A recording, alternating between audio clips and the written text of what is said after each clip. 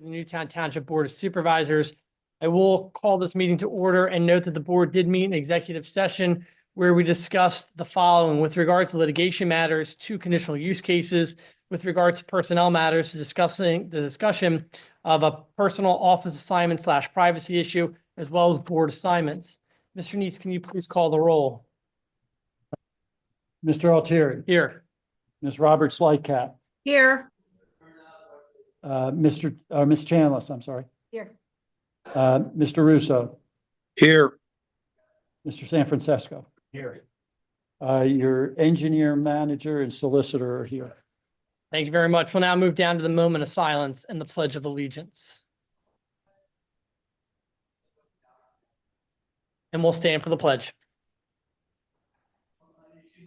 I pledge allegiance to the flag of the United States. United States of America, to the republic which stands one nation under God, indivisible, liberty and justice for all.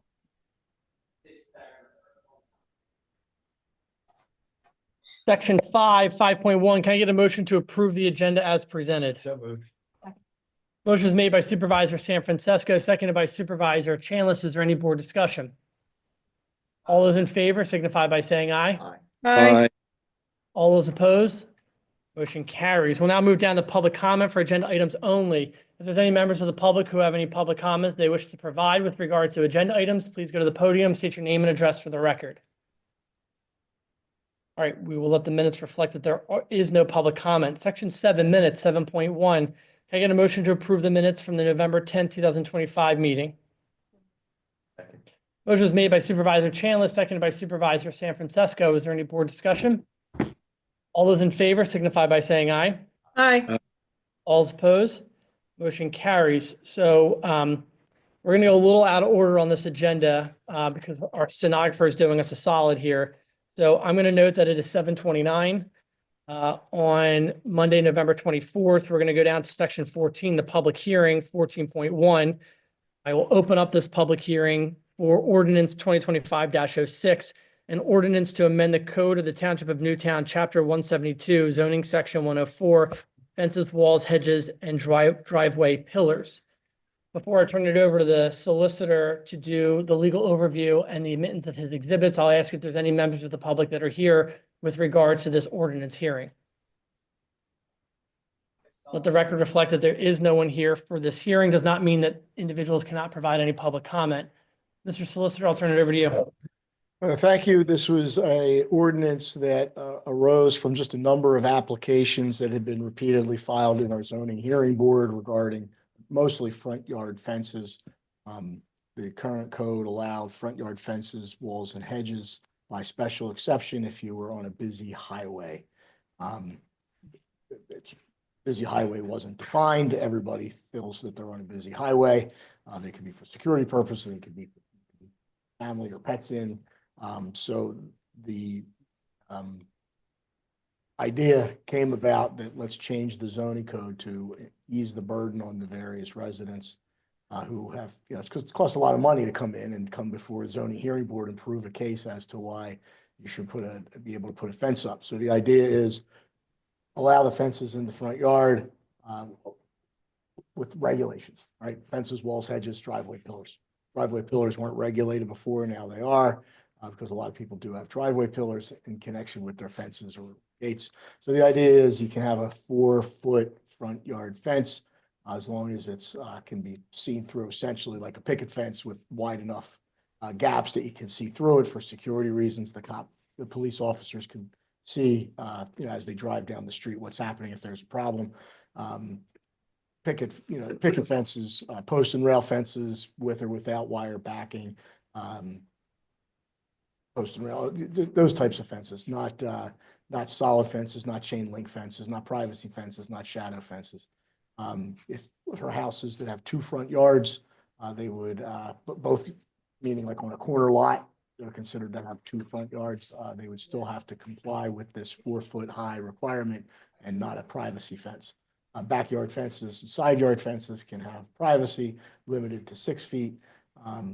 Front yard walls, like just block or stone, not block, but concrete or stone walls would only be 3 feet high because again, it's an issue of being able to see through that.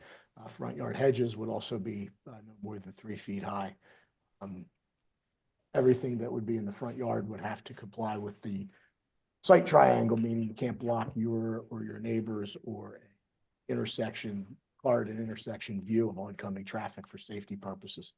And then also things like in the backyard, higher fences would be allowed for sporting type courts, like a tennis court or a paddleball court or something, but there's a 15-foot setback, so you got to stay back from your neighbors a little bit. That's the idea behind it. That's what the ordinance was developed to do. Hopefully that would ease the burden on a number of folks. And it was advertised in the Delaware County Times on the 12th and the 17th. It was made available for review at the Delaware County Law Library, newspapers offices, and the township's offices. And it was forwarded to our Planning Commission and the Delaware County Planning Department, both of which gave favorable recommendations. Will mark the proof of publication as Township Exhibit 1. That's all I have.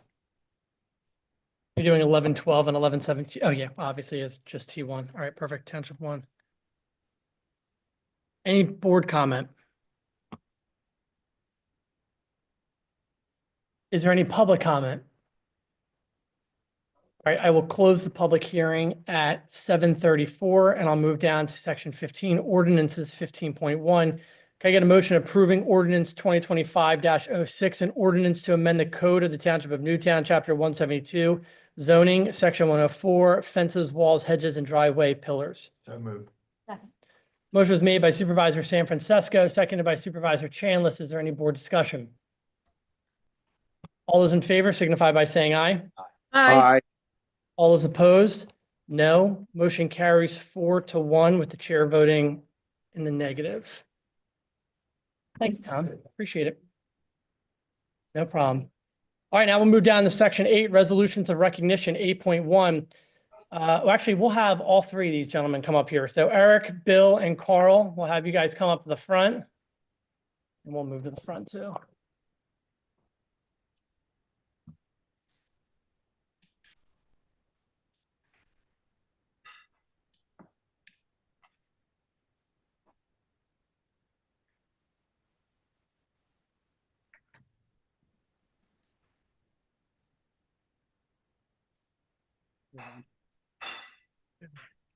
So Catherine will let you go first.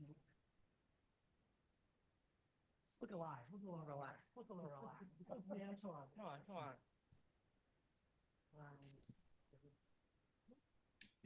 Welcome. It's better. Come on, come on. Go ahead, Cap, take it away. If anybody else up here too? He did. Okay. All right, resolution 2025-22, recognizing Karl Keehn, recipient of the Harry Maitland Lifetime Achievement Award.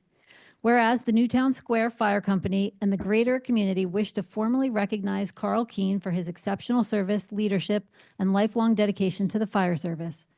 And whereas Karl Keehn joined the Newtown Square Fire Company in March 1973, beginning a distinguished career marked by an unwavering commitment to protecting life and property. And whereas throughout his career in the fire company, Karl rose honorably through the ranks, serving as engineer, fire lieutenant, fire captain, assistant chief, deputy chief, and ultimately fire chief from 1984 through 1986. And whereas in 1988, Karl became the District 10 Fire Marshal and has served continuously as Fire Marshal for Newtown Township from 1988 to the present day. And whereas Karl continues to demonstrate exemplary dedication to the fire service traditions and community engagement, including driving the ladder truck in Memorial Day and 4th of July parades, participating in flag retirement ceremonies, supporting honor flight events, and taking part annually in September 11th remembrance ceremonies. And whereas Karl Keehn embodies the highest ideals of the fire service before self, and stands as a role model, leader, and unwavering servant to this community. Now therefore be it resolved that we hereby honor and commend Karl Keehn for his extraordinary career his enduring commitment to public safety, and his invaluable contributions to the Newtown Square Fire Company and Newtown Township for more than 5 decades. That's my motion. Aye.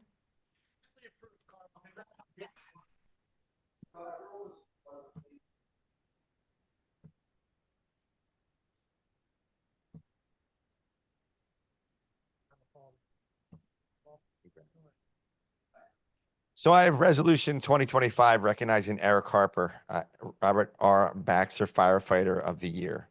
Whereas Eric Harper became a member of the Newtown Square Fire Company on April 12th, 2004, and has since exemplified the highest standards of dedication, professionalism, and service.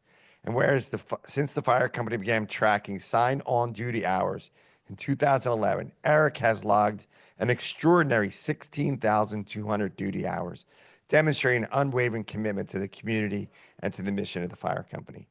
Whereas during the current year, Eric has responded to 411 of the company's 659 fire calls, an impressive 60% response rate, and has consistently ranked among one of the top 3 responders every year since joining the fire company.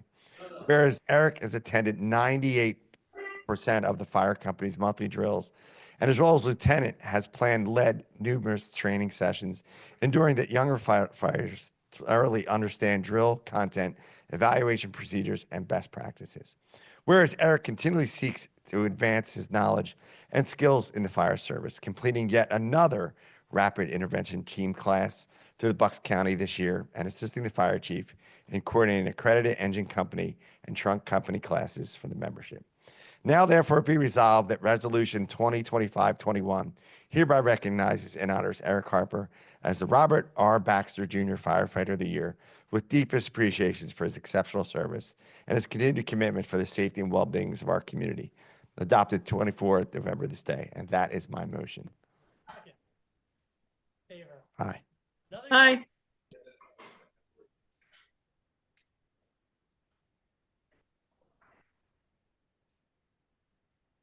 And I got Wild Bill Rankin doing a cleanup over here. You get nervous? You all right, Bill?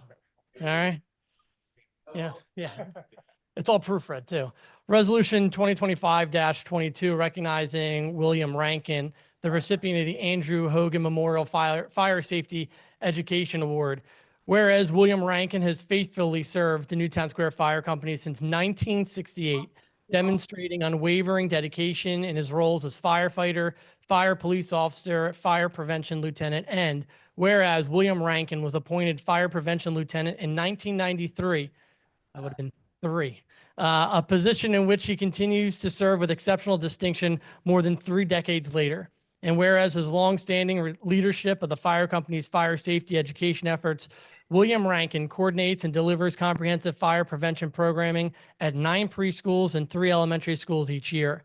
And whereas William Rankin promotes strong community engagement through the fire company's annual fire prevention night each October, where families participate in stop, drop, and roll practice, crawl through a smokehouse, and learn safe escape techniques, interact with firefighters, explore fire apparatus, and make smoke detector giveaways. And whereas William Rankin's more than 5 decades of service has left an extraordinary and lasting impact on generations of children and families, instilling life-saving fire prevention knowledge throughout the community.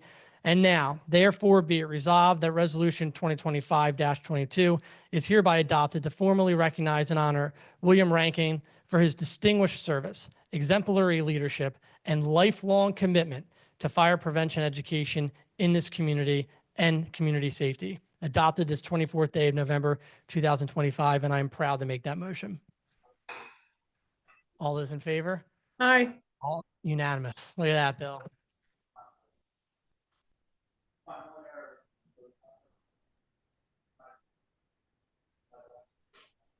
Might as well take a photo first, and then I'll let you 3 fine gentlemen, if there's any words of wisdom you want to impart with us, we can do that too. But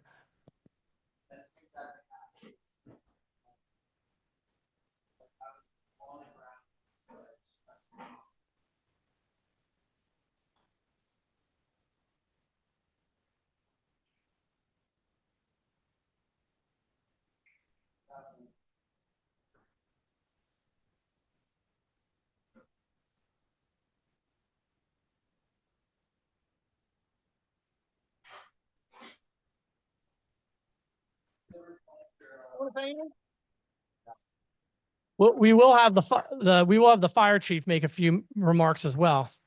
He's got prepared ones. I like it. This Man is comes good. prepared. So it's my distinct honor and privilege to be here tonight, not only as a fellow volunteer, but as the fire chief. In appreciation of serving with these three remarkable individuals being recognized by the supervisors tonight. And they were recognized by the Delaware County Firemen's Association, winning their awards that they were in the resolution. Terry Harper, Robert R. Baxter Jr. Firefighter of the Year, your unwavering dedication and selfless exemplary, the spirit of the fire service. I've watched you constantly put the safety of the community first without hesitation. Your commitment is a beacon, and I'm extremely proud to see you receive this well-deserved award. To Karl Keehn, deserving recipient of the Harry Maitland Lifetime Achievement Award, your career is a true legacy. The vast experience, leadership, mentorship that you have provided has been invaluable to our company. I'm proud to say that I have learned so many things from you, and our department is better because of you and your lifelong commitment. To Bill Rankin, the recipient of the Andrew Hogan Memorial Safety Education Award, your passion for the fire safety and education is second to none. The proactive work you do in the fire prevention is vital to our mission as a fire company, and your efforts have made our community a safer place. Your dedication is an inspiration, and I'm proud of the impact that you have made. And I can't go and Acme with a 41 shirt without being stopped. Do you know Bill Rankin? Serving alongside these men has been a tremendous honor and privilege. They embody the very best of the volunteer spirit. I want to extend my deepest pride not only to them, the three outstanding individuals, but to all volunteers of the fire company. Each of them contribute to our mission every day. Eric, Karl, and Bill are shining examples of that dedication that defines our team. Congratulations again, and I thank the supervisors for making this motion tonight. Recognize them. Thank you so much.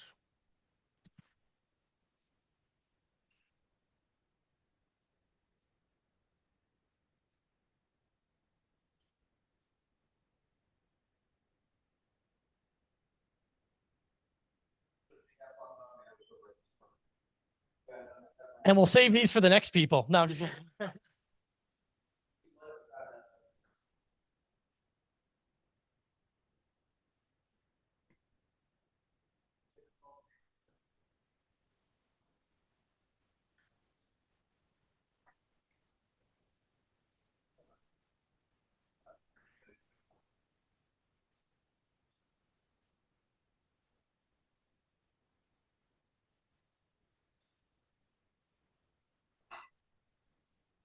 All right, now we'll move down to section 9.1, which is Vision Zero, Cathy Spahr. Welcome back to Newtown.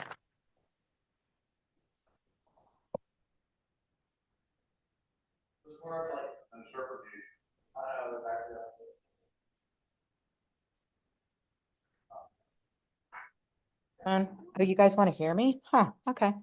All right. My name is Cathy Spahr. I am an infrastructure planner for the Delaware County Planning Department, and I was the project manager for Vision Zero Delco Safety Action Plan. You guys don't have to stay. I mean, it's nice that you're going to, but you don't have to, okay? All right. So we're gonna try out this. All right. So tonight we are going to talk about what Vision Zero is. Hint, it has nothing to do with your eyesight. We're going to talk about what we heard when we did community engagement, the state of safety in Delaware County and Newtown Township, and then countermeasures and taking action. So what is Vision Zero? Vision Zero is an approach to eliminating traffic fatalities and serious injury crashes on our roadways. We do this through a multidisciplinary approach with the highest concept being that all human life is valuable and any death on our roadways is unacceptable. And understanding that humans are vulnerable, we are not Iron Men. We also want to make sure that we're all taking responsibility for our driving. We're all responsible on the roads, right? Putting down our phones, not drinking and driving, all of those things, not speeding. And that, you know, traffic safety is preventable. And we want to try and be proactive in how we do this. What is Delaware County's place in Vision Zero? Because guess what? We don't own any roads. In case you didn't know that, we don't own any roads. So why would we even bother doing this? Well, the county believes that we are facilitators and we can bring people together. We believe in collaboration and working with our municipalities. We also work with Delaware Valley Regional Planning Commission and PennDOT and the Federal Highway folks. So there's a lot of alphabet soup going on here. So hopefully you guys will be able to keep up with me. We're also a place for data gathering and sharing. Our GIS department takes the very difficult PennDOT crash data and pulls it together for us so everybody can use it, not just PennDOT. We're also a guide for funding. We like to bring the money home to Delaware County. And guess what? We want you guys to have that money too. And at the end of the day, traffic safety is the foundation of everything that we do. So why should Newtown bother adopting Vision Zero Delco? Well, it unlocks federal dollars, and who doesn't want to have access to those federal dollars? It's also an opportunity to leverage. So if you're applying for grants that have to do with road safety, it's an opportunity to say, hey, we adopted Vision Zero and we believe in safety. You know, if I'm sometimes involved in reviewing grant applications, and if I have 10 grant applications in front of me where 8 of those folks adopted Vision Zero and 2 didn't, the 8 who did are going to rise to the top. It helps identify projects that you can work on, and it's opportunities to collaborate with your neighbors. At the end of the day, you know, safety does not stop at the municipal boundaries, right? Westchester Pike goes all the way, right? So, and there's no cost to adopting this resolution. It's just your commitment to safety that we're looking for when you're working on projects. And it's an opportunity for Newtown to say, hey, we believe in safety here, which I know Newtown does because I worked here. Let's see, sometimes the scroll button's a little slow here. There we go. All right, so we're going to talk about what we heard because we did a lot of community engagement. First off, we had a stakeholder group that was comprised of literally all the alphabet soup people. So AARP, we had DVRPC, we had the American Heart Association, we had DCTMA, we had CETA, Chester Economic Development Authority, we had PennDOT, we had FHWA. We had them all at the table and they helped guide us through this process. We also tried out something new. We had a safety ambassador program, and safety ambassadors were people from the community. So we selected 16 residents from around Delaware County. This section of the county had 2 safety ambassadors who you may know, one of whom you may know because she was a resident here in Newtown, and that's Linda McIsaac.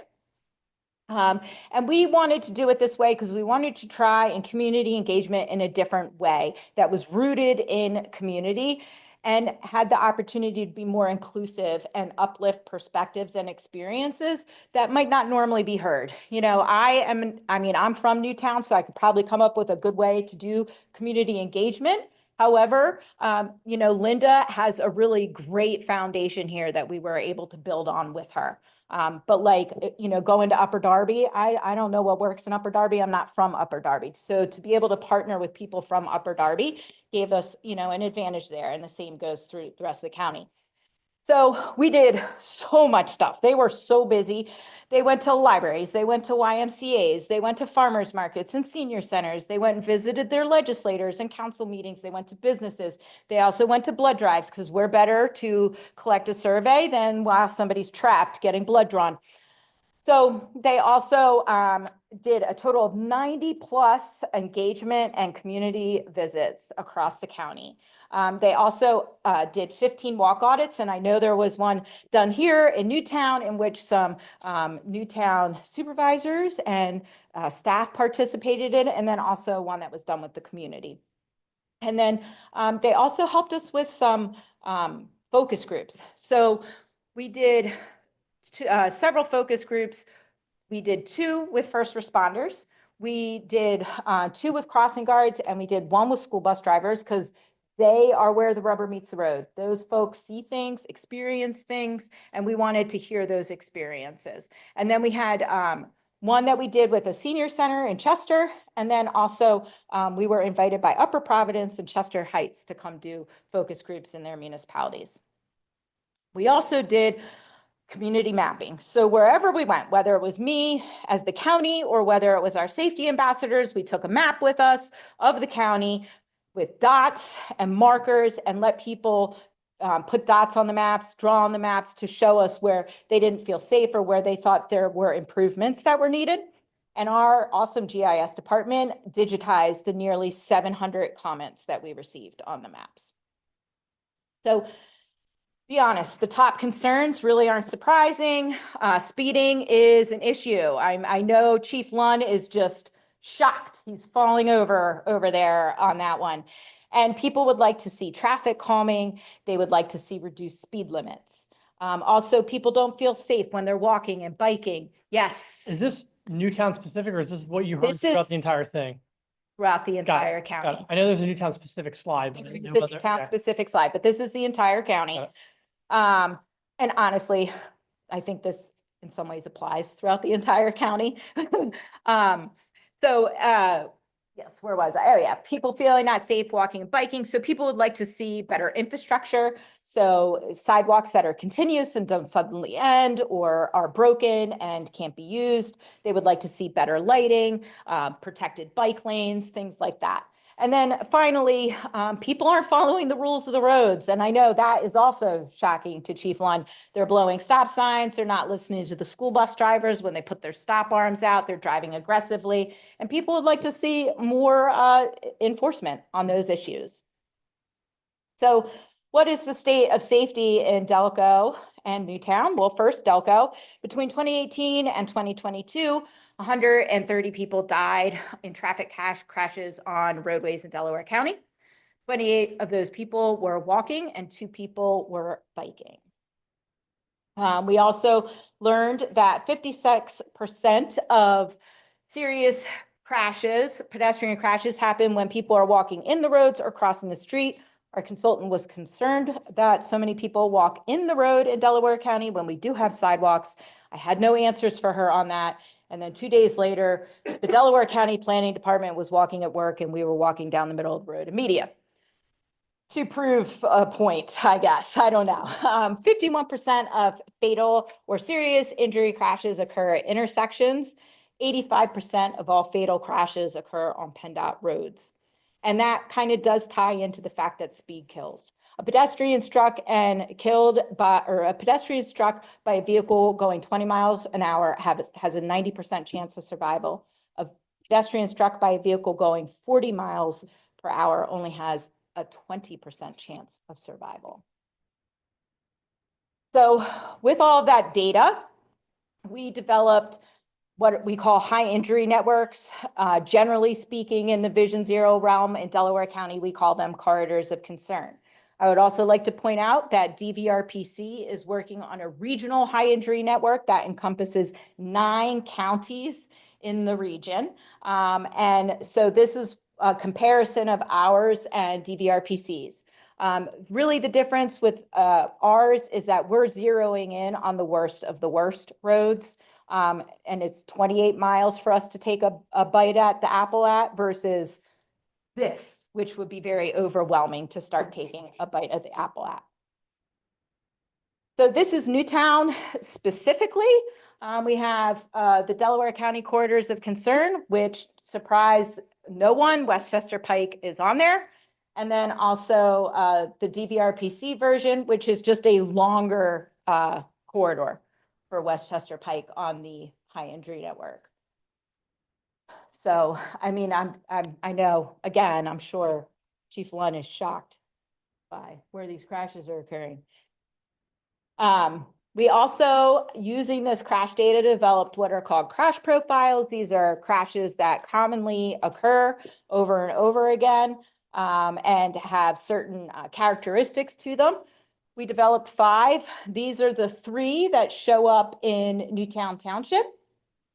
So we made sure when we were developing our crash profiles that we had not just state roads show up, but also opportunity to make improvements on local roads. You know, yes, 85% of the crashes happen on PennDOT roads, but that's a long-term process to work on the safety there. It costs a lot of money. PennDOT has a lot of roads. But we really felt it was important to provide our municipalities with local options too, if they existed. You guys actually have 2 local options that shouldn't require PennDOT to come to the table on them. Crash Profile 4, and I'm going to guess that's Crash Profile 5 that's underneath Andy, apparently, my old boss. Now he's looking at the screen. These are the projects that I was talking about that you guys could have to work on here, along with working with the county and PennDOT on some of the other things. So here's the state of safety specifically for Newtown Township. For each municipality, we developed a crash report.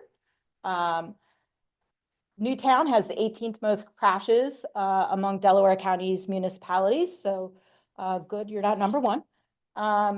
There are 12 crashes per 1,000 people, 2 crashes for every mile of road, and you have a half mile of corridors of concern in your municipality. And again, this data is also from 2018 to 2022. So I can't speak to things that have happened since then. So you can dig into this more, and I'm happy to, have conversations about any of this later on.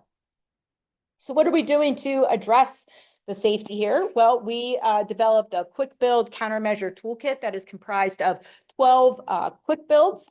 We also have a spreadsheet that consists of 67 other solutions that you can use.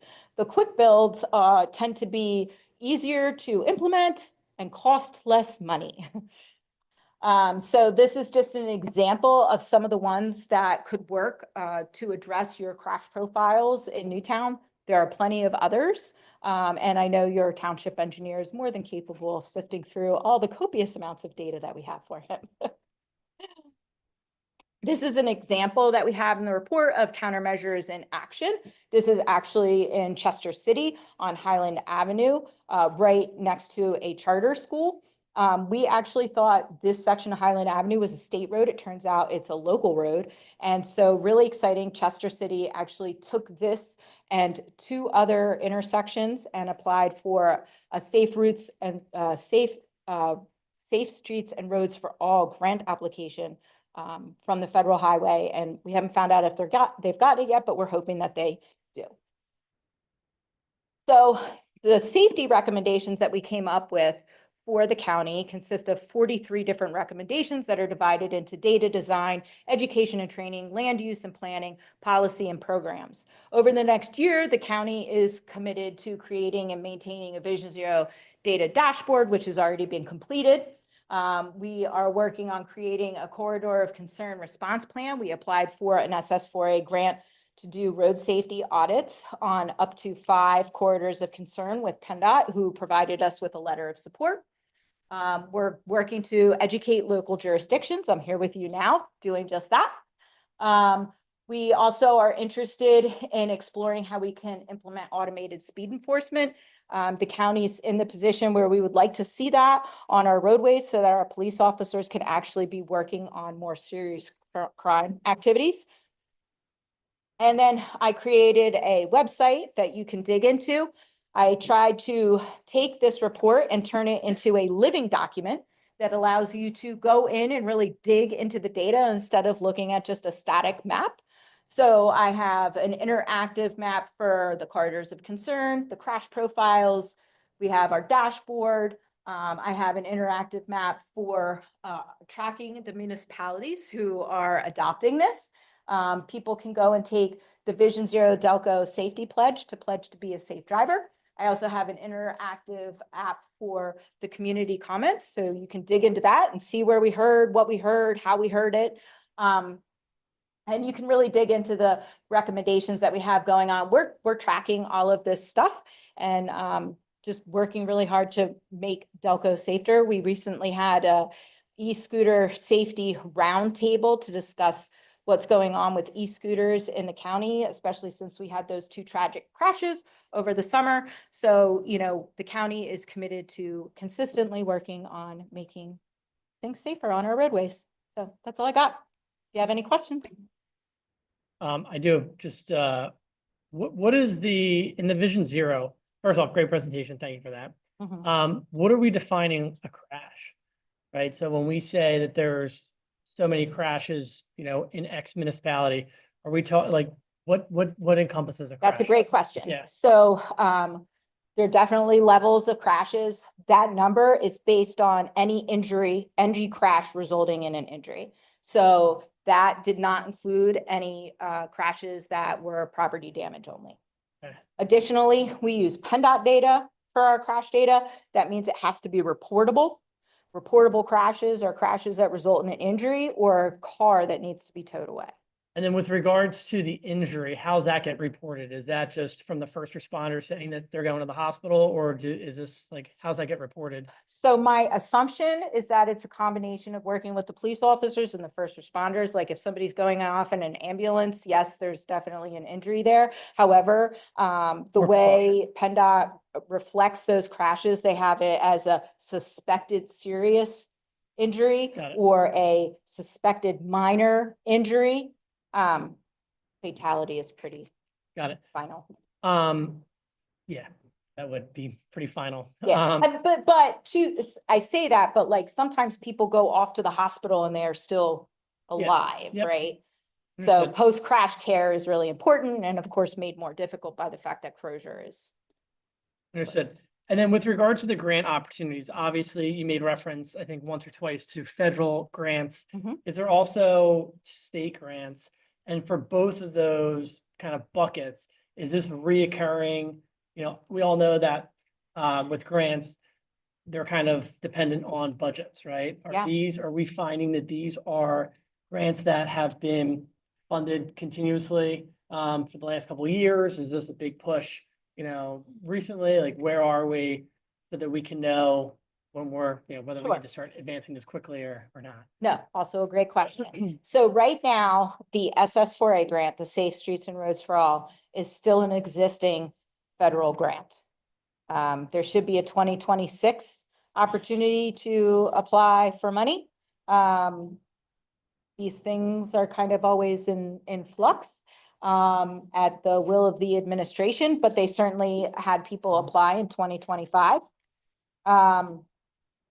So I'm assuming 2026 is still going to be around. I do know that the Transportation Secretary is very interested in safety. So I would certainly hope that he would continue to offer that grant. Okay. Um, That's a federal one. that's a federal one. Got it. Typically, then there's also and this goes through various different names. It went from Tiger to Build to Raise. And that's also another federal grant opportunity. That's big dollars. And then you have some state ones, TASA, PennDOT Multimodal Fund, DCED Multimodal Fund, sometimes TOP grants, which is a DVRPC grant, can help. If you need to do studies before you move on, the TCDI grant can be a good option, which is also DVRPC. I will say that they are talking about moving that grant to be more of a collaborative thing. So that might be an opportunity to work with neighbors on something, to do like maybe a Westchester Pike corridor study or something. Talk to Marple, see if that'd be something they'd be interested in. There was some in Edgemont as well. And we are in the position and the frame of mind where we will support any application that increases safety, particularly if you have adopted Vision Zero. Got it. And then with regard to that, which leads to my next question. So Vision Zero is the plan for the county. Mhm. You're asking municipalities to adopt a resolution, which I'm Mhm. guessing you'll provide to us tomorrow. Mhm. With that resolution, if the board adopts the resolution, when we go through the normal grant process, we just make reference that we've adopted this resolution, Yep. so on and so forth. Because I know that for like a lot of the DCED grants and the multimodal grants, we've done in collaboration with our state representative and state senator. Mhm. So I'm guessing it's just another box that we're checking off to make the grant appealing as it gets up to those who are reviewing it. Yes, Bingo. Okay. yes, Right. especially, well, I don't think it applies here in Newtown, but for communities that are eligible for community development block grants. Yeah, not here. The county knows you put that in there, that helps a lot, Yeah. right? But again, when we're looking in the future for projects that we want to maybe put on the Transportation Improvement Program, the TIP, did you adopt Vision Zero? Yeah. Right? That's those are the things that we're going to be looking for moving forward. Got it. And does this also, and this is my last question, will this also encompass grant opportunities as it relates to, I know we talked about sidewalks, but also like trails, walking, so any sort of transportation? Potentially. Pedestrian? So I'm going to give an example. Locally right now, there is a tip project that's under preliminary design for 352 on Route 1. And so in front of Riddle Hospital on Route 1, PennDOT was proposing to have a 6-foot shoulder that would allow people to ride their bikes in that 6-foot shoulder, on a roadway that's 35 miles per hour, but we all know that only happens during rush hour, right? And we just completed our active transportation plan that shows there's a side path along there. And so we said to PennDOT, the Vision Zero solution is not the 6-foot shoulder, it's the side path. Yeah. So we used a combination of these two plans to lobby for that, and they're looking into it now. Perfect. Like, that's where they hadn't considered before. So that's how, like, we're working to leverage our plans to get what we want, essentially. Does the data include I-95 and I-476? So no major interstates and stuff like that on them? Yeah, because they would have skewed the data. Right, that's what, that's And quite frankly, there's so little that we can do that. Right. So with the accidents, do you look at who's at fault? Like, there should be pedestrian issues there, and it's not the vehicle fault, but there's a crash, and that makes our data go up. Like, is there a two-prong thing here with No. getting bikes, pedestrians, that kind of stuff, awareness that they don't realize streets are for cars and traffic and the main purpose, but the other purpose is we do have a lot of people that don't comply with just crossing Westchester Pike in the middle of it, getting the median. And then there's an accident. We now have an accident, but that data is showing the wrong thing instead of. It just purely looks at the Okay. data for exactly what it is, an incident, a crash. That being said, we do prioritize vulnerable road users, which are bicyclists, pedestrians, people in wheelchairs. And I would honestly say that the county feels that, like, roads are really for everybody, right? Yes, should you cross the street in certain places? Yes, that would be the smart thing to do. But people are allowed to walk on roads and bicycle on roads as well. So. And how many municipalities are already in? I think we're at 10. And we have 9 that are under consideration. Only 1 has voted no, and the rest of the municipalities I just haven't had a chance to talk to yet, because they're 49 and that's a lot. Who voted no? Chad's Ford. Interesting. It was very interesting. Last question I have, the data for the impacts, do you differentiate between, I know we talked about vehicular and pedestrian, bicyclists, all that kind of together. Do you also include deer accidents as well? Striking of a deer that might cause someone to have to go to a hospital? So that Or a car wasn't, being towed from it? that wouldn't have been taken out that I'm aware of Okay. by the consultant if it resulted in a reportable crash. Got it. Okay. So, and part of the reason we did this as a countywide plan is it seems silly to have 49 different safety action plans. And also we have a lot of municipalities in Delaware County that don't have the bandwidth or the capacity or the money to do a safety action plan. So we were trying to get back to everybody and hope that it would unlock federal dollars for you before maybe other people in the region. Which, like, look, ours is done and DVRPC is still working on theirs. So Delco rocks. All right. Any other questions for Ms. Spahr? I just have one quick question. So, the way you presented it was great, and to me, it sounds like a no-brainer to adopt it. So, is there anything that constrains us as a board if we do adopt it? I would say no. I mean, if you're committed to safety and creating an environment of safety on our roadways, then no. Good loaded response. Do you know why Chad's Ford? Like, We can't. did they talk about what their? I was told by a resident that they voted no because they think it doesn't apply to them because they're a rural. And they don't need support in getting grants. There's no financial obligation. No, That's the, no. I mean, like, look, we kind of gave you projects that you can work on. And if you want to work on them, if you don't want to work on them, I'm not going to slight you for that. You know what I mean? Like, that's up to you. You know, but we did try to create a plan that every municipality in Delaware County could see themselves in, right? Chadds Ford has corridors of concern. They have Route 1 and 202. Yeah. You know, but they also don't have a police department. So good on Newtown for having a police department. We pay for twice the amount of police for them and for Chadds Ford now. For us. Hey, I live in Bethel. I have police there too, so. All right, thank you, Cass. Yeah. Appreciate it. All right, now we'll move down to 9.2. We heard his name enough, but Chief Lunn and Captain Newell. Floor is yours. Chief, I expect this will be just as animated as the last presentation. 2 slides. It'll be a lot shorter. That's guaranteed. Yeah, they did.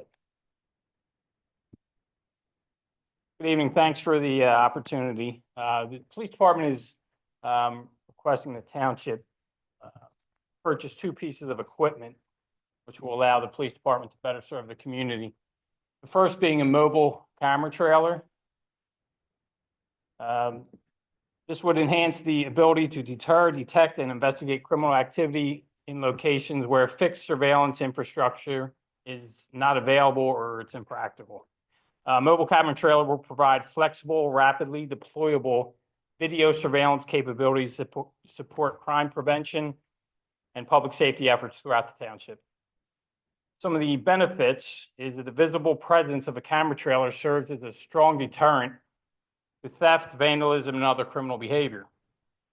Departments using similar systems have reported measurable reductions in crime in targeted deployment areas. So the trailer can be relocated as the needs occur, allowing the police department to respond quickly without any new infrastructure costs. High definition cameras capture valuable video surveillance evidence that can support investigations, prosecutions, and civil litigation defense. Trailer can support large events, parades, or demonstrations, providing crowd management, visibility, and documentation of public safety incidents. By extending the eyes of law enforcement beyond physical patrols, the system acts as a force multiplier, enhancing presence and improving operational efficiency without added personnel. Strategic placement in high concern areas demonstrates proactive policing and responsiveness to community safety concerns. Its transparent use combined with clear policy and signage builds public trust. So some of the financial and logistical advantages are it's cost effective, it's less expensive than installing multiple fixed cameras and the required supporting infrastructure. It's a reusable asset. A single trailer can be moved many places within the community wherever the need arises. And it's self-contained. It's got a solar-powered system which minimizes operating costs and allows for long-term deployments without an external power source. So the expected outcomes from this equipment is it's a reduction in reported crimes in targeted deployment areas, improved evidence collection rates for investigations, increased community satisfaction with visual safety measures, and long-term cost savings compared to permanent camera installations. In conclusion, a mobile camera trailer represents a versatile, cost-effective, and immediately deployable solution to enhance safety, improve investigative capabilities, and strengthen community confidence. The investment supports the agency's mission to protect life and property, improve operational efficiency, and provide transparent, accountable law enforcement services. Questions? That. Any questions from the board?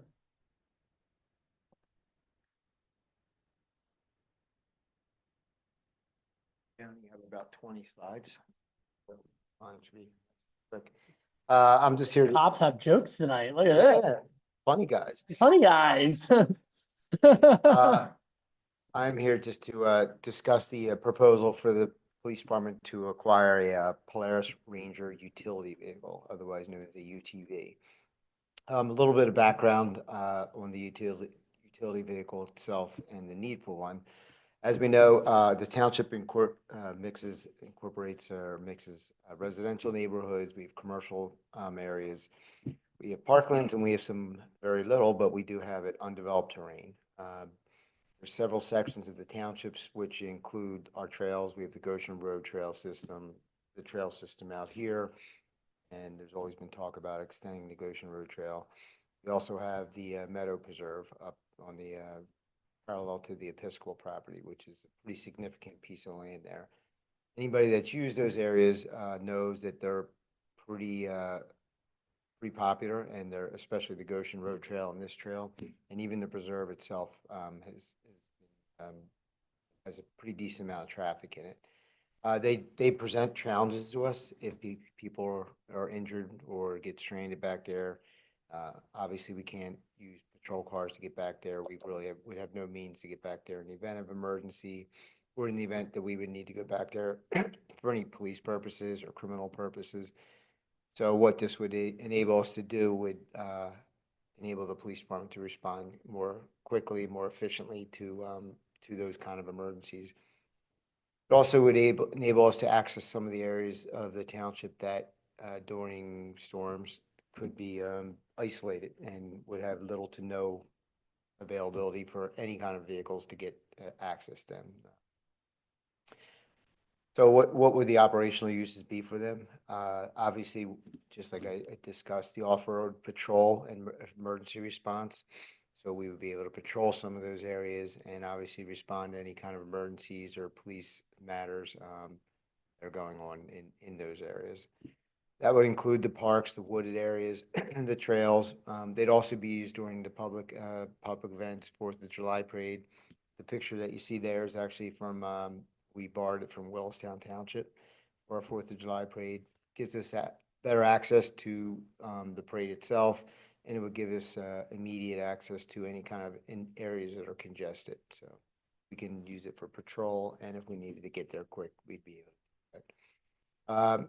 Search and rescue operations, again, it would allow us access to get to remote areas quickly and more efficiently than rather than trying to get a police car back there, wait for another township to assist us or anything like that.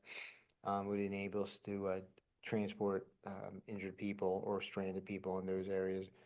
For disaster emergency management, we could deploy the UTV during any kind of natural disasters, severe weather alerts, snowstorms, and we could use it to deliver emergency supplies to those areas. One or two areas that I'm speaking of specifically, the Echo Valley area, it would be completely, and has been during snowstorms or windstorms, be completely blocked off, which would allow almost no access for emergency vehicles by just 2 trees falling, one on Goshen Road closest to the southern entrance and one down a little bit further towards the north. So this would enable us to get to those areas. Also up across from Aronimink, there's a couple of neighborhoods back there that could create a big problem in the event of a snowstorm or some kind of windstorm. It also would allow us to assist in wildlife enforcement. We frequently get calls during this time of the year of hunters or just unknown subjects walking into the woods with guns, bow and arrows. We don't know we assume they're hunting, but we don't really know the true reason why they're back there. This would enable us to get back there and actually kind of check it out and access the area to investigate what's going on. The crowd management, we would use it for, again, we have the 4th of July parade, we have the Santa, the Circle, Sundown, Circle Sundowns. We have those kind of things, and it seems to be that we're getting more and more of those community-based events, and we do get a pretty good amount of people attending those. We also use it for tactical and canine operations. The benefits of us having it would enable, again, kind of repeating ourselves here, but it enables us to reach remote areas, off-road areas. through the township, and there's a fire call now, so. It reduces our response time for those emergencies, where our traditional vehicles aren't unable to access. And it gives us the availability to respond to those a lot more efficiently. We can configure it for patrol, we could configure it for medical, tactical, all those uses pretty easily. Cruising expands our ability to protect life and property in the areas of Newtown Township. It's more cost efficient and provides a high utility at a fraction of the cost of a larger specialized vehicle. So if we would buy like a F-250 or something, in one way that would help get to those areas. In other ways, it would actually make it worse because it's just a bigger vehicle trying to get to those areas. So it'd be cost efficient to do it that way. So for the most part, that vehicle there would enable us to seat anywhere between 2 and 6 officers when we're using it. Has a winch on it, has 4-wheel drive, obviously has an emergency vehicle response package on it, GPS, heating, air conditioning, so we could use it during all the weather patterns. That's my explanation. Thank you very much, Captain Newell. Questions, comments, concerns? Any questions from the board on either of those presentations? Just always impressed keeping up with the new technologies and not just doing the same thing. The leadership always brings things to this table that really goes with the plan and goals of what we're doing at the township. But from an enforcement standpoint, it's pretty incredible with the drones and everything else we're doing, just keeping advanced in this area. Thank you. Thanks for your time. I'm happy I'm no longer in high school anymore. What's that? I'm happy I'm no longer in high school anymore. You can get down to those. You guys would have finally get got down to me. Those lower fields. You never caught me before. Especially you, Captain Newell, you couldn't catch me. All right, we'll now move down to report section 10. 10.1, report from the police department. Chief Lund, do you have anything to add to your report? Nothing to add. Thank you very much. Report 10.2, report from the fire department. Chief Young just left for a fire call, so I'm guessing he has nothing to add to his report. 10.3, report from the public works department. Director Sharif, do you have anything to add? Nothing to add. Thank you very much, sir. Real quick, do you just want to give the board an update on leaf collection? I know that we're in the thick of it for that right now. Sure. So we have gotten through all 4 zones. So the township is broken into 4 zones, 4 quadrants. We've gotten through all 4 of them. We get through once before Thanksgiving and then once between Thanksgiving and Christmas. When we went through zone 1, it was very, very light. Hardly any leaves had fallen at that point. It's just the way it happens some years. So we were actually able to get through zone 1 a second time after we finished zone 4. At this point, we've picked up about 100 truck loads of leaves. We normally go anywhere between 350 and 400. So it'll be a heavy second half of the time, but we are on schedule. Thank you, George. And thanks to your guys too. 10.4, report from the codes department. Director Rezchek, do you have anything to add to your report? Nothing to add. Thank you, sir. 10.5, report from the finance department. Director Barbine, do you have anything to add? Nothing to add. Thank you very much. 10.6, report from the library. Director Caruso. I don't know if she's on or not. Nothing to add. 10.7, report from the township engineer, Mr. Johnson. Good evening. Just real quick, we have the Stony Brook Boulevard retaining wall project. We have the pre-construction meeting for that. So that project will be moving along shortly. Working on various capital projects going in 2026. And then main item, which is an agenda item a little bit further down, we can get more detail, is going out to bid with the first phase of Career Park.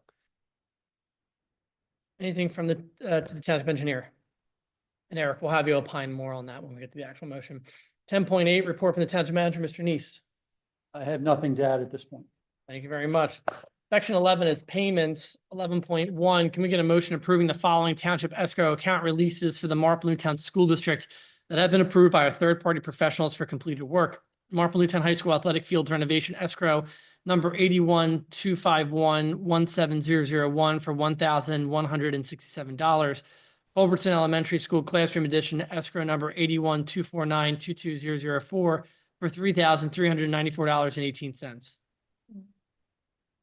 Motion is made by Supervisor Chandler, seconded by Supervisor San Francisco. Is there any board discussion? All those in favor signify by saying aye. Aye.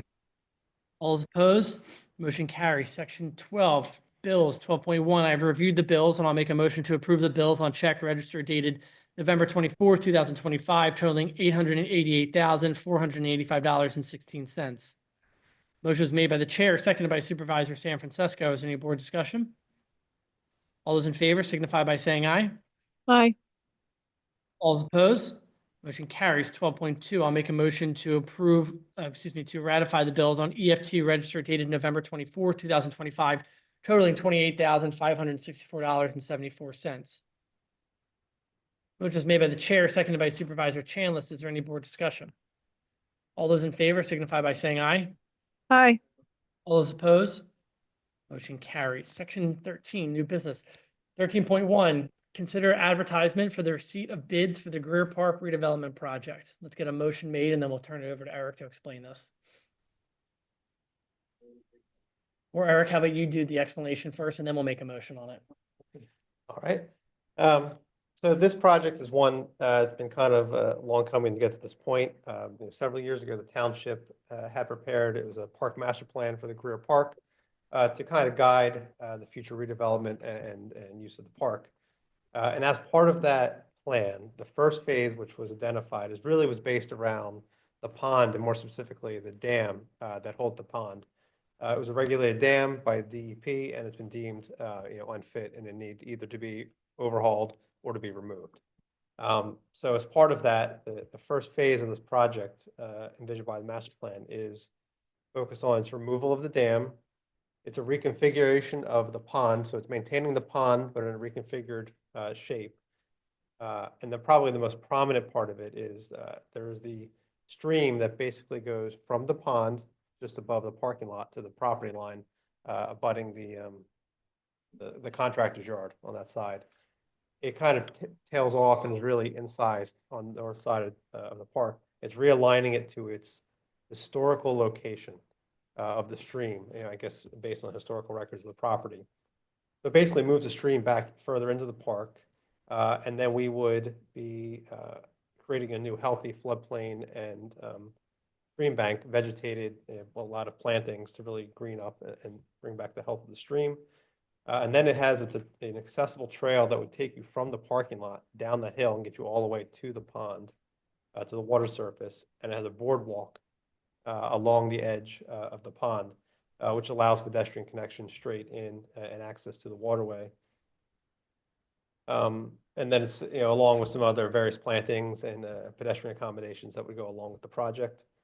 To get to this point, we have approvals from the Army Corps of Engineers, PADEP, the Conservation District. So it's been a lot of effort to get to that point. That said, we are now in a position to be able to go out to bid and actually implement this first phase of the project. So that's where we are. We're looking to go to bid. Is everything you just mentioned right there? That's not all phase one though, right? That is phase one. Oh, wow. Yeah. Oh, that's a big phase one. Yeah. All right. And it's kind of, the scope of it really just, you take the dam out, which means you got to excavate out, modify the pond, which means you got to move the stream, which means the vegetation. So. No, that's a good amount of work. I'm not upset with it. I'm happy Yeah. with it. I was just not expecting that. All right. So is there any other questions for Eric on this?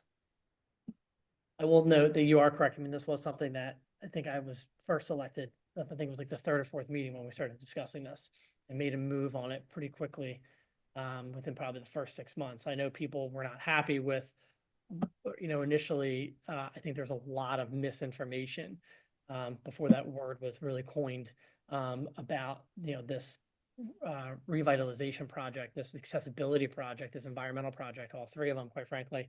And Wade Pollock and Sheila Sullivan-Feeney, who were on that steering committee, really spent a lot of time. Everyone on that committee did, but they spent a lot of time, energy, and resources speaking with individuals and really educating the public on the truth, which was lost behind some hysteria and, again, misinformation before it was a cool word to use.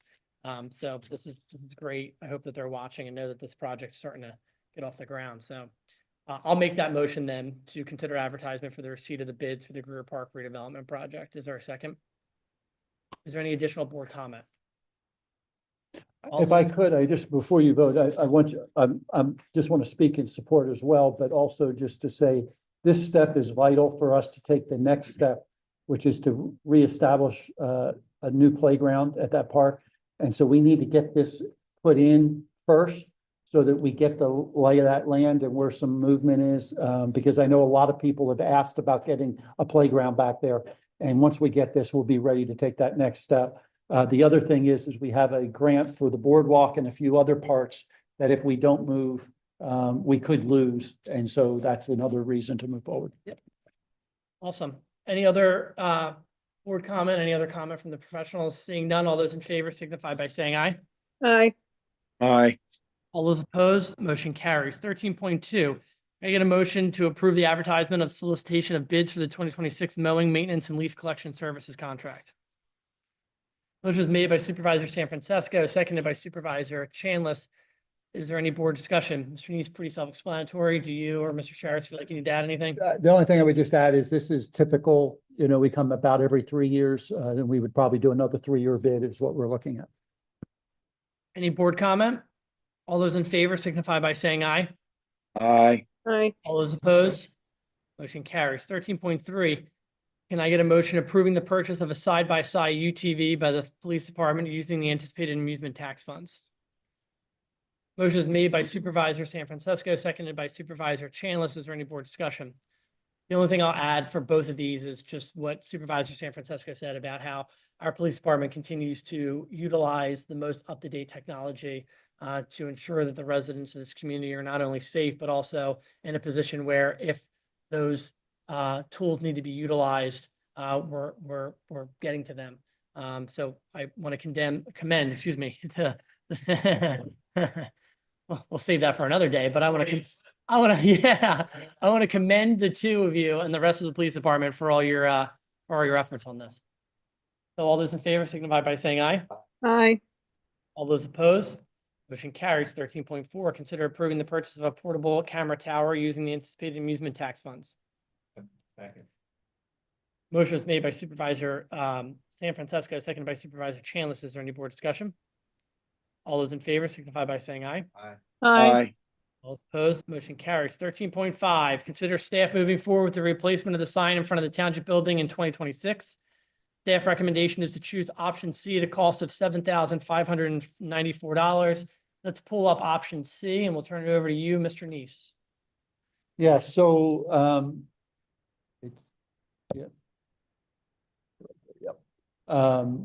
so our recommendation, after looking at the two options, if you want to go ahead on down, it'll show the options.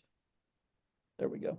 So that's option B that you're seeing there. Option C, if you go a little further down, actually raises the sign up on top of the pillars a little bit higher for the name of the township, but also gives a little bit more space underneath, so that as we have plantings underneath, the sign is not hidden. That's the reason why our preference is option C. If you've looked at our sign out front, it is very worn. In fact, some people have said they kind of forget that it's there. And so if you look at our sign at our parks, it's a couple of the new ones, they really help make the park stand out. This would just be a similar kind of sign that would be at that location.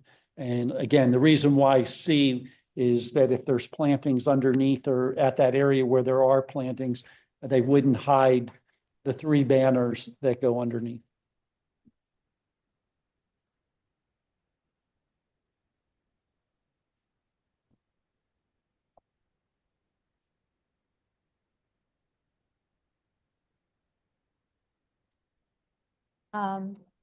So I just want to make sure, I mean, is there an immediate need for this in terms of, other than, I mean, I know you said the sign outside is worn, but I know we're also looking at budget issues as well. So yeah, first of all, I would look at this kind of like the prior 2 votes that you did. I would assume using one-time funds that we would use to do this would not be a part of necessarily budgeted dollars of like an operating budget that goes on and on. because the last time I think we did this sign was probably before I was here, right? I mean, it's even been before George. So, this sign's out there is at least 15 years old. And so, But I think it's older than that. and it could be Yeah. older than that. There's been some requests that people are not always sure what's in the building. So that's one of the reasons for the 3 banners below it, that it's not just the township offices, it's also the police station, it's also the library. So this would be taken from the capital money that we already, the capital, I don't want to say. I would capital see this reserve. probably taken from the monies that we're gonna get in, yes, for capital.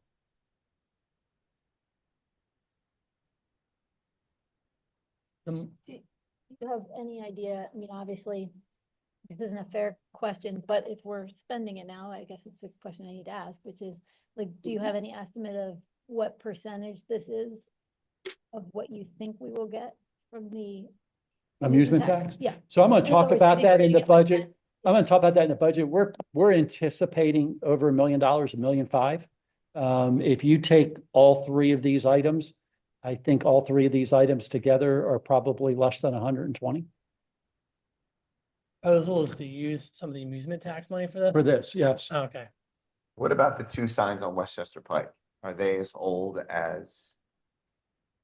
George, you don't have to give me I- a spot. We can. that's I for know another that, time. I know that we've had to do some work on them. I don't know, I don't think they're quite as old. Yeah, they're not as old. They've had to be replaced at times since I've been here. Because they've been hit, Exactly. yeah. They're targets, and so I knew. Oh, I know. The one coming in from the west, I knew was replaced. I couldn't remember if the one coming in from the east, both of them had been replaced.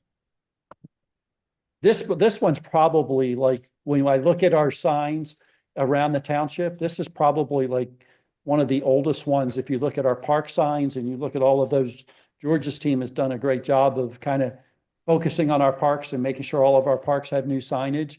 But this is one of those places where we've realized that we've allowed it to, we haven't wanted to spend the money necessarily. We've kind of kept putting it off, but with everything that's going to be in town next year, the 250, America 250, we just felt like there would be more people seeing our building, more people involved, and we just wanted to make sure we were putting our best foot forward. All right.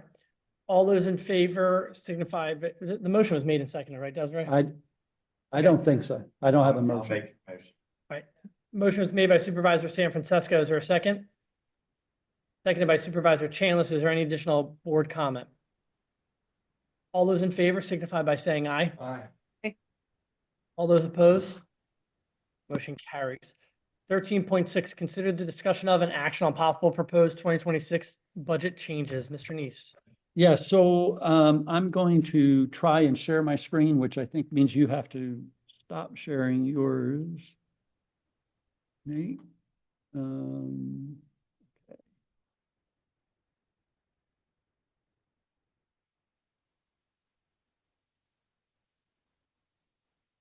You have seen our budget presentation. I am not going to go through the entire thing again, like I did at the last meeting. I'm going to hit a couple highlights. And I'm going to be jumping around, trying to quickly go through this so that I can talk to you about the changes that we've made since the last time we've met, kind of tell you where we are today, and then answer hopefully any of your questions. So I'm going to jump down. It for some reason jumped real quick here. Just real quickly, revenues have increased. And so have expenses. I have added in the PGA dollars that we think we're going to get for one-time revenue. That's $1,500,000, and that's the reason for both of those adds. However, if you look at the decrease, actually, I think it's now an increase. I apologize. No, it is a decrease, but it's a decrease because of we're not using as much fund balance this year as we had used last year. And we used fund balance last year because we had kind of a short-term 2 issues that we were addressing. We are proposing use of fund balance this year. You'll see at the bottom of the page, I've actually increased the fund balance use 30,000 since last time we met. We were originally going to do 60. I've gone back through and looked at the strategic comp plan, what's left to pay and what exactly where I think we're going to end the year. And I think the 90 is probably about right. And so I wanted to make sure we covered what that was. And the use of fund balance last year was for the pension increase, correct? The use of fund balance last year was for the start of the strategic plan. Yep. And it was also for our pension plan. Got it. And if Can you ensure that recall, that our was pension plan has actually Bingo. dropped $223,000 roughly. And so we're not proposing using any more fund balance to keep funding that piece of the pension plan. That we're back now more into that normal range where we think we'll be, and that should be just part of our regular budget. And we didn't use all of the fund balance that we. We did not end up right? using all the fund balance. We actually had some additional revenues than what we had originally thought. And the difference is somewhere in around about 80 or about $80,000 now. It was up a little bit. I think I sent you all a little bit of information over the weekend. I thought it might have been about 55. It's back up about 80 as the difference. And then that's based on some information I got today related to some expenses that I think we're going to have finishing out the year. Again, expenses increased about 818,000. And most of that is related to several things, and I'll talk about those real quickly here. I'm not going to go through all of the different specific line items like I did last time. There hasn't been any real major changes. I want to jump down real quickly down to the revenue and real quick talk through where the line items have changed so that you really understand what I've done in the last 2 weeks. First of all, under the other taxes, you'll see that it jumped the $1.5 million, actually it's $1,515,000. We think there's probably going to be about 15,000 that we'll get from the 2 golf courses in town that do have amusement tax fees that'll be charged to that.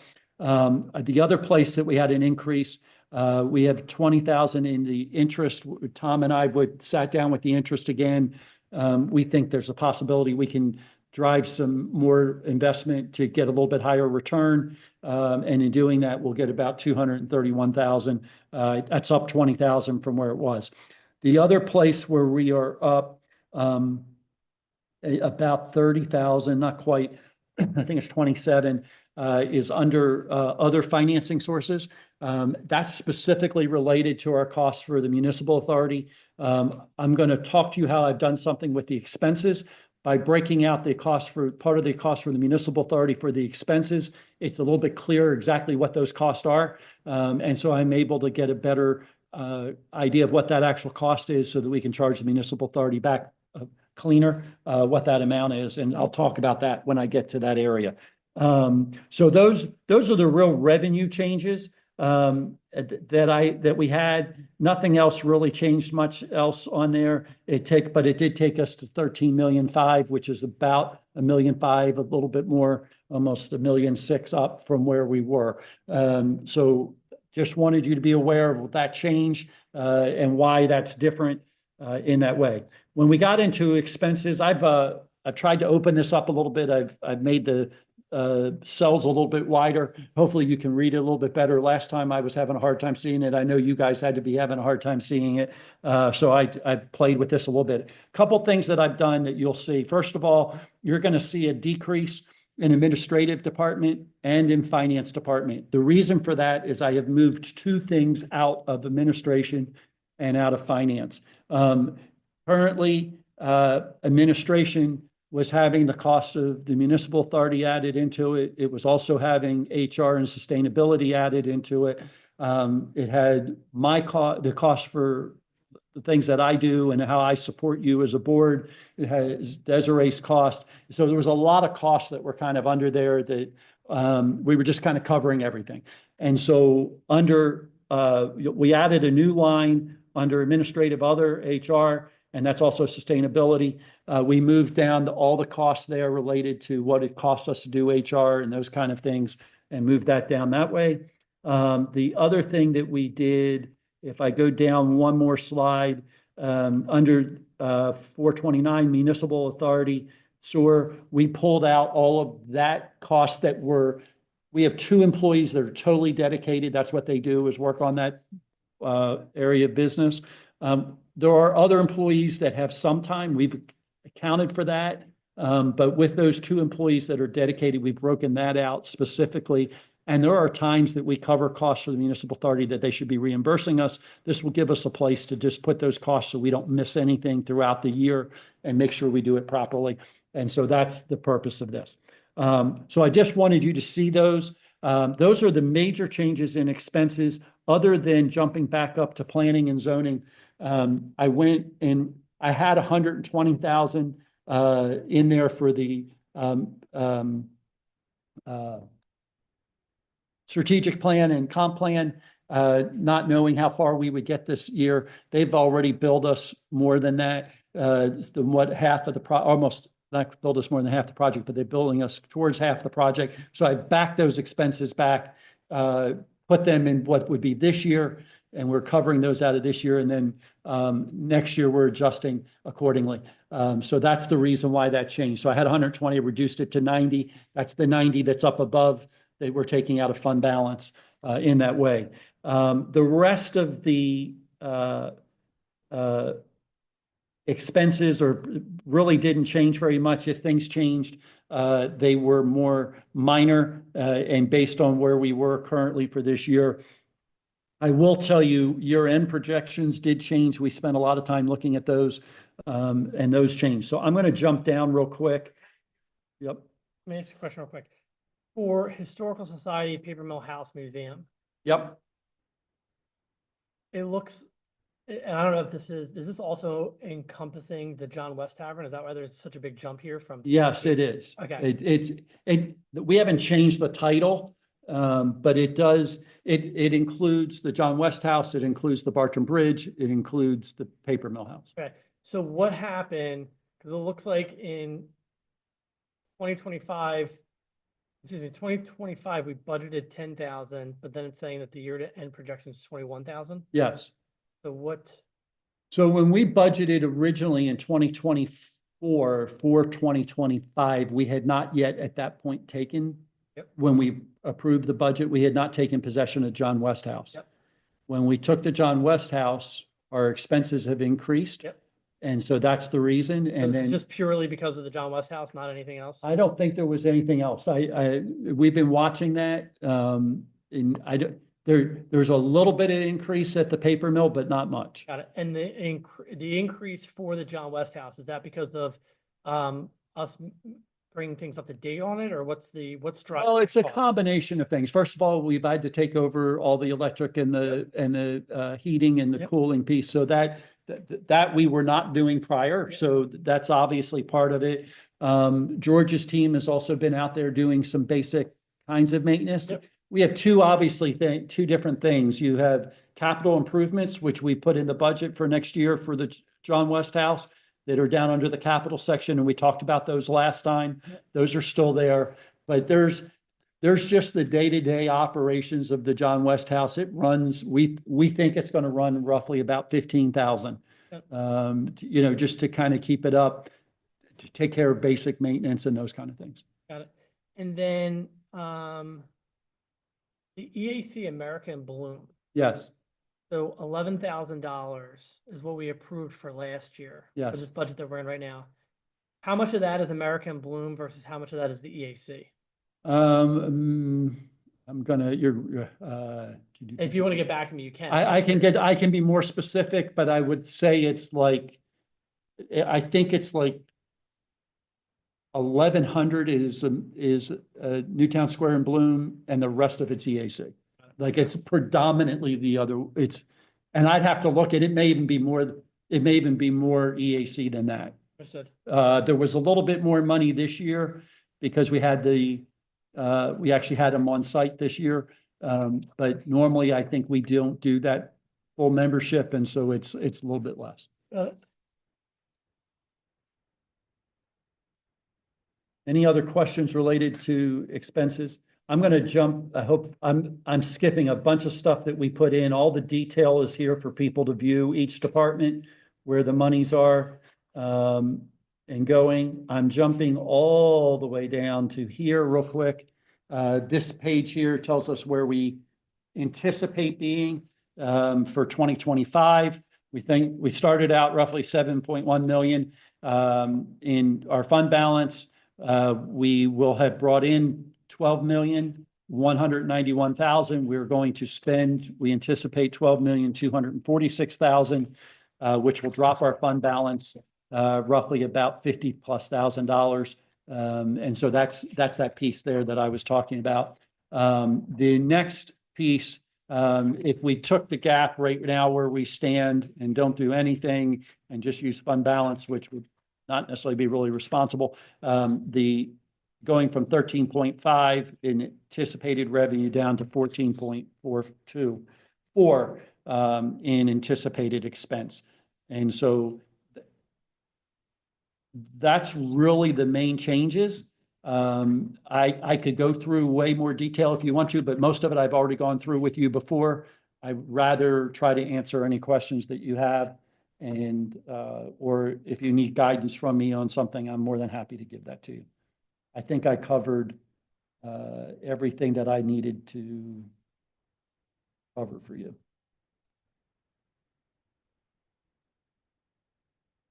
Any questions from the board?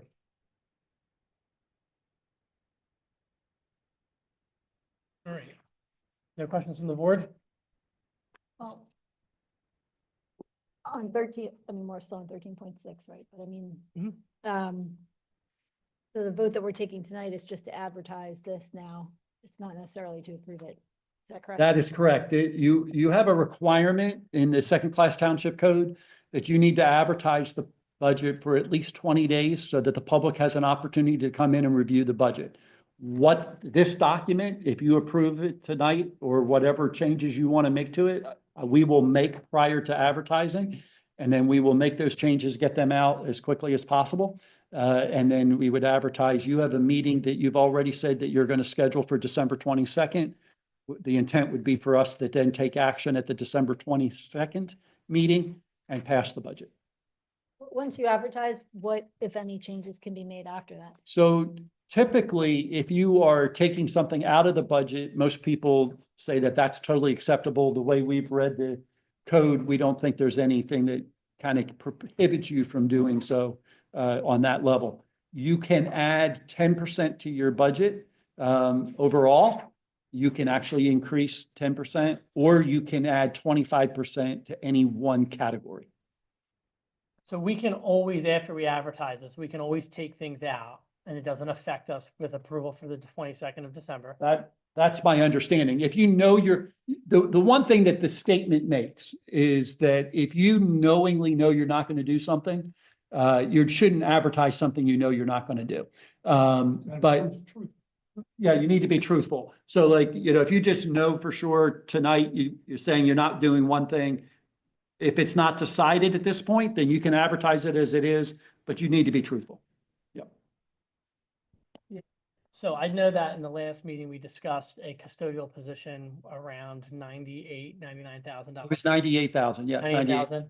My personal opinion, before we move down to 13.7 is that we take that out. Okay. I don't think that where we are right now, budgetary, I don't think it's wise for us to add another person on the payroll. So I would say, and if the board's so inclined to agree with me, is that we take that one out. Okay. I know that you've taken a spatula to this multiple times, and we are, working with a very thin budget. I think that people live, I mean, look, we all know this, people think that we live in the land of milk and honey, that we're making money hand over fist because of development and stuff like that. The reality of the situation is that your tax liability for your township is the smallest, or second smallest, I guess, compared to the county. And then the school district obviously is getting the most of that. So people are shocked to hear we are the smallest. Yeah, we are the smallest tax liability when you look at your school district in your county. And people are, And then the school district's like 6 times us. yeah. And people are shocked when I tell them what our total budget is. They think that our budget is like $80 million. The reality is that we continue to provide the high caliber level of services at a low cost to our residents. I do want to revisit the custodial position in a different avenue. Maybe giving an outside company come in, do something once a month, once a week. We need option. Well, I would like options for that because I don't think, I understand why we would do this budget, but to have our public works department be the custodians of this building is not fair for that. And It's been one of the reasons why we present. I understand that, but we need to be creative. Yep. And maybe what is an option for a service to get started to build to that position? Yep.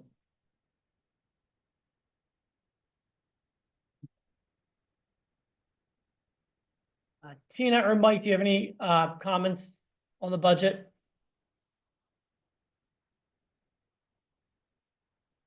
I'm going to take that as a no. Yeah, I'm a no on everything for the John West house. You're a no on everything for the John West house. So overall with the budget, with the budget, you have no issues with what we are talking about. Well, I still think we need to go through it with a comb and cut stuff out, but as far as the John West house and spending $200,000, there's no way. There was no comment about 200,000. It was 25. It was 15,000. We think that the overall expenses would be for that. Operating budget, but there's all kinds of things in there. What did that whole category add up to? Which category, Mike? For the John West house, the bridge, and the paper mill house? It was 21,000, I think. It's 25,000 for the operating. I think what you're referring to, Mike, is under the capital. I don't have the exact number in front of me. Let me see if I can get to it. I'm okay with the operational costs. I'm not okay with spending capital. We just took the asset from PPG and they gave us only $25,000. And I can't, in my opinion, to go back to people and say, we just took an asset from somebody and now we're going to dump a lot of money into it. I think it's just going to have to sit there and wait, in my opinion. I thought I saw, and again, I'm not sure. I can't look at the I think it was the total between the three locations. We have roughly 600,000. I don't have it broken out. Yeah. And I think we need in capital. I mean, we just put almost $200,000 in roofing and whatnot at the paper mill house. Paper mill house. Yeah. We just spent money on the bridge, split that with Willistown Township. I think we need to look at these numbers and maybe some of this stuff we have to do to keep things going, and maybe some of these other things we got to just defer. I don't think we can go to people in town and tell them, yeah, we're going to raise our taxes to cover $600,000 with deficiencies or improvements on properties when everybody else is cutting back and doing less because they can't afford it right now. And that's my. No, I think it's a fair point. I think what we'll ask Steve is if just for our information, and we'll make it public too, is the breakdown potentially of what those capital fund expenses would be, so that you can get a better idea of what it is instead of it being just that lump sum of 625,000. I will note too that with like the paper mill house in particular, large majority, if not all of that, I think was funded by grants. So the one good thing with a lot of these historic buildings and these historic structures and resources is that there's always a lot of grant opportunities available to preserve that, whatever the structure is or the resource. So I do think that we've been very aggressive on going after them, and I commend George and Steve for doing that. Yeah, I think we got to look at those opportunities. I just don't think we can, spend $600,000 on improvements on these three old properties right now. I mean, I know we have to do some maintenance, yes. And maybe we look at it and put a plan together and say over a course of years, we can do that kind of improvement. I don't think it's legitimately possible in my mind to tell everybody we're going to spend $600,000 on these properties when we just spent a lot of money. And whether it's grant money or whatever, it's still money that people are going to come out of their, out of tax dollars. So, I mean, we got to look at it further. And I don't know that we have we can talk about it tonight because I don't think Steve really has the breakdown he can share with us tonight. Any other comments on the budget, Mike? No, that's it for now. Thank you. If I can, I just want to clarify one thing for everybody. The gap that I'm talking about in regards to the general fund does not include this. So this is not if we took the 625,000 out, and I'm not saying we shouldn't I just want to explain so that not only you as a board understand, which I think you already do, but I want to make sure those who are potentially going to listen to the video for tonight, if we take any and all of the expenses out of the capital, that's not going back into what the general fund gap is. So the general fund gap is literally just operating gap versus what I would call capital gap. And there's two different pieces. And I just want to make sure everybody understands that. Not arguing with anything. I understand we can adjust anything in the capital, pick time. We want to make sure we maintain a healthy balance there. So we don't want to overspend. And a lot of these, we intend to go try to get grants to offset the cost. Okay, I'm going to print it out and review it better, and I'll have more questions for you. Thank you. Yep, I'm glad to go through it with anybody. Thanks, Mike. Any other comments from the board? All right, we'll move down to 13.7. Can I get a motion approving the advertisement of the proposed 2026 budget that was tabled at the November 10th, 2025 Board of Supervisors meeting? Is there a second? Second. Motion was made by Supervisor San Francisco, seconded by Supervisor Roberts Lightcap. Is there any additional board comment? Can I get just a clarification? Because you made a statement earlier, and I just want to make sure I understand. I'm taking out the custodial position. I know Mr. San Francisco mentioned about covering like potentially a custodial cost of some sort. Am I to try to leave some in to do that? Do you want to take it all? How do you want me to handle that as a board for the purpose of advertising? I understood it, and Supervisor San Francisco, correct me if I'm wrong on this, is that he's asking you to look at some creative ways to still have custodial services, but looking at potentially third-party contractors in maybe 2027. Is that correct? We continue to do the status quo for 2026, and during 2026 budget for the. Okay, I wasn't sure. That's what I want to verify, and that's fine. Okay, as long as I know what I'm doing, I can do that. That's perfect. What's the other clarification? You said 2 points. That actually, because of that actually Got it. clarified both my questions. All right. And Steve, the one thing now that we're in board discussion that I was going to say is that you're going to continue to go through this with your comb, your scapula. I'll do it with my spatula too, but I will tell you that most of it's been pretty gone through, but I'll keep looking. He's gonna lose his hair one day. He's going to catch up to me.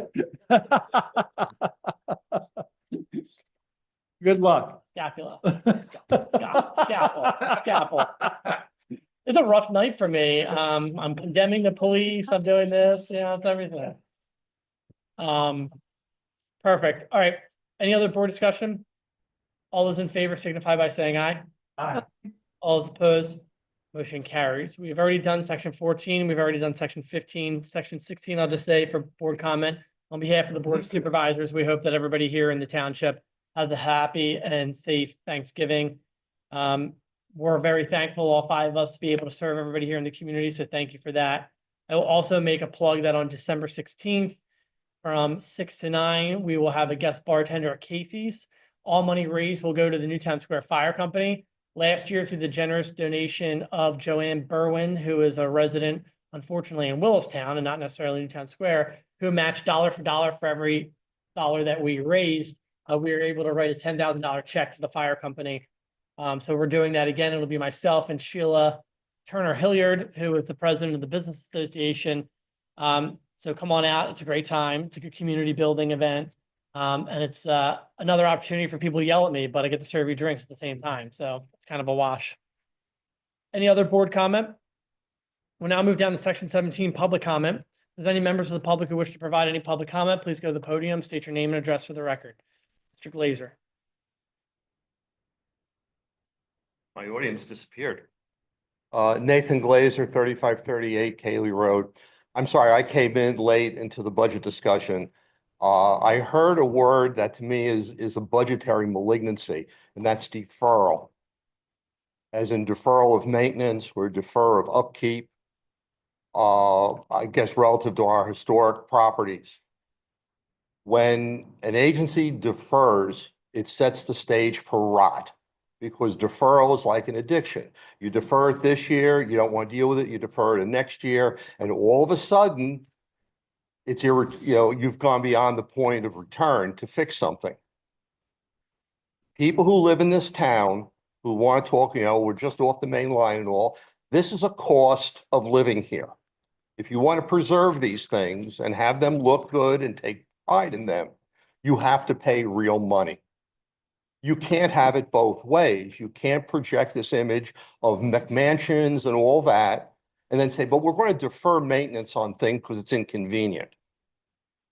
So if we want the paper mill house, we want the John West house, we want these things to show our kids and our grandkids and whatever, we got to be prepared to step up. Frankly, people in this town don't pay that much. I mean, we talk about lowest taxes. I'm more concerned with the effectiveness and the productivity. I'm willing to pay more money if it yields a result that I want, and I want things to work. So if I have to pay more money to be sure things work, that's what I signed on for when I moved here. If you don't want them to work, well, then don't complain when they suddenly fail. And we see this in government, throughout the country, where we defer, we don't fix something, so our bridges fall apart, our roads are falling apart because we didn't want to spend the money.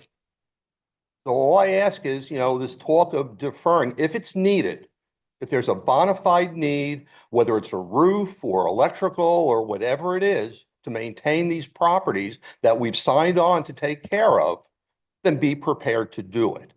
And don't yield to the convenience of, well, it's unpopular to raise taxes, so we're just not going to do it. It's a cowardly way of running government. Thank you very much, Mr. Glazers. Any other members of the public who wish to provide any public comment? Tough act to follow. Thank you very much, everyone. This meeting is adjourned.